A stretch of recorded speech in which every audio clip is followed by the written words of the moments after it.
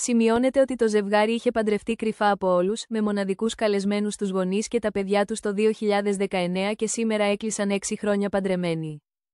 Η Βάσο Λασκαράκη και ο Λευτέρης Σουλτάτος πρόσφατα πέρασαν και μια μεγάλη δοκιμασία, που τους έδεσε ακόμα περισσότερο, καθώς ο Σεφ αντιμετώπισε ένα πρόβλημα υγείας.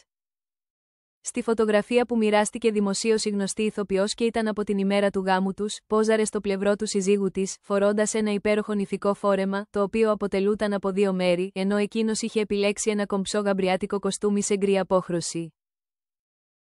Μαζί εμείς και με κάποιο ύφος πάντα στη ζωή, στην αγάπη, στον έρωτα, στα δύσκολα, στα εύκολα, στα ωραία και σε όσα έρθουν ακόμη. 29 Απριλίου 2019.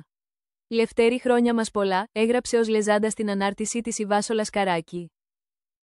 Το Νοέμβριο του 2024, η Βάσο Λασκαράκη και ο Λευτέρης Σουλτάτος είχαν δώσει μια κοινή συνέντευξη στο περιοδικό OK. Και το Γιώργο Πράσινο, όπου αποκάλυψαν άγνωστες λεπτομέρειες για το γάμο τους.